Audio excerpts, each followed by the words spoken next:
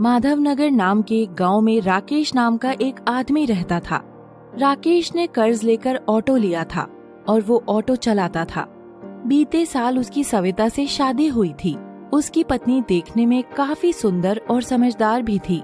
शुरुआत में राकेश बहुत ज्यादा मेहनती था, लेकिन समय बीतने के साथ साथ उसकी संगत काफी खराब हो गई थी और वो जुआ और शराब जैसे गलत काम भी करने लगा था।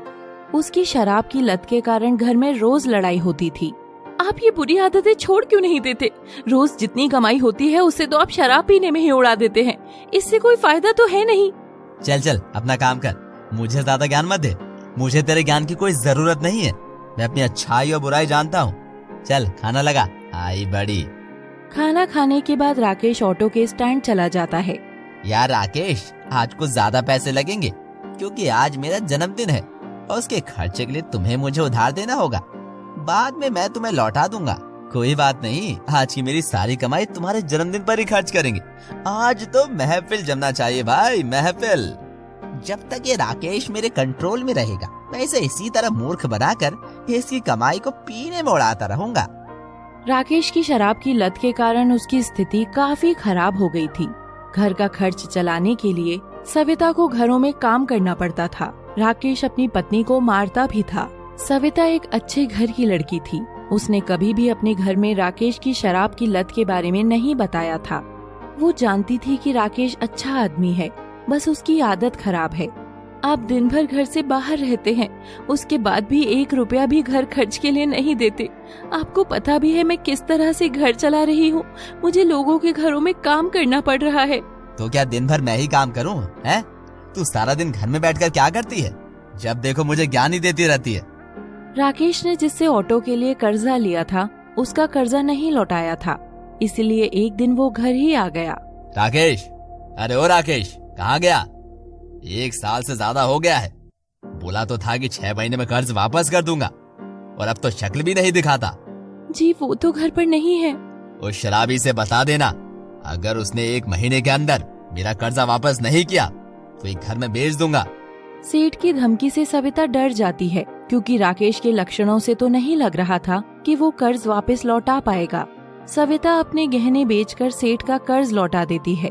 बहुत ज्यादा शराब पीने के कारण राकेश की तबीयत भी खराब होने लगी थी। एक दिन की बात है, राकेश घर आने के बाद दरवाजे पर ही बेहोश हो गया। सविता उसे डॉक्टर के पास लेकर गई। डॉक्टर साहब देखिए ना, इन्हें क्या हो गया है, अपने आप बेहोश हो गए थे। डॉक्टर राकेश का चेकअप करता है। देखिए, बहुत ज्यादा शराब पीने के कारण इनका लिवर डैमेज हो गया है, और यदि इन्होंने इसी तरह से पीना जारी रखा तो बहुत जल्दी पूरी तरीके से खराब हो जाएगा और इनका ऑपरेशन भी करना पड़ सकता है। डॉक्टर साहब, ऑपरेशन के लिए हमारे पास पैसे तो नहीं है। इनका लिवर अभी काफी हद तक ठीक है, और यदि ये शराब पीना छोड़ दे तो ये पूरी तरीके से ठीक भी हो सकता है। सविता राकेश को लेकर घर आ जाती है। देखिए, अब तो डॉक्टर ने भी कह दिया कि शराब छोड़ दीजिए, वरना आपका लीवर खराब हो जाएगा। अरे मुझे कुछ नहीं होने वाला, ये डॉक्टर तो ऐसे ही बोलता रहता है। अब ये डॉक्टर मुझे बताएगा कि मुझे पीना है या नहीं। राकेश अपना ऑटो लेकर चला जाता है। शाम को राकेश फिर से बहुत ज्यादा शराब पी कर आता है। आज आप फिर से पी कर आ गए? आपको डॉक्टर ने पीने से मना किया है। अगर आप ऐसे ही शराब पीते रहे तो बहुत जल्दी आप खत्म हो जाएंगे। राकेश को सविता की बात सुनकर बहुत गुस्सा आता है और वो उसे मारना शुरू कर देता है। लेकिन जैसे ही राकेश खाना खाने के लिए बैठता है, वो फिर से बेहोश हो जाता है। सविता काफी घबरा जाती है। वो उसे सीधा लेकर अस्पताल जाती है।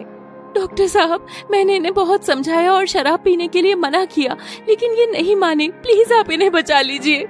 देखिए, अब इनका ऑपरेशन ही करना पड़ेगा, और इसके अलावा हमारे पास दूसरा कोई रास्ता नहीं है। सविता ऑपरेशन में लगने वाले पैसों के लिए अपनी असमर्थता बताती है। देखिए, इस ऑपरेशन में पैसे नहीं, बल्कि हमें किसी इंसान का लिवर चाहिए होगा जो इन्हें अपना लिवर देने के लिए तैयार हो। डॉक्टर साहब, मैं अपना लीवर देने के लिए तैयार हूँ, बस आप इनको बचा लीजिए।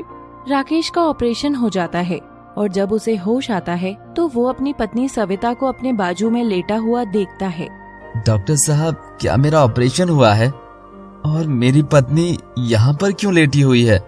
बहुत ज्यादा शराब पीने के कारण तुम्हारा लिवर पूरी तरीके से खराब हो चुका था। तुमने जरूर कोई पुण्य किया होगा जिसके कारण तुम्हें ऐसी पत्नी मिली। जिसने अपनी जान की फिक्र किए बिना अपना लिवर तुम्हें दिया है और उसी की वजह से तुम्हारी जान बच पाई है। राकेश को अपनी गलती का एहसास होता है और वो बहुत ज्यादा शर्मिंदा होता है। कुछ दिन बाद राकेश को हॉस्पिटल से डिस्चार्ज कर दिया जाता है। सविता, मुझे माफ कर दो। मेरी शराब की आदत ने हमें बर्बाद कर दिया।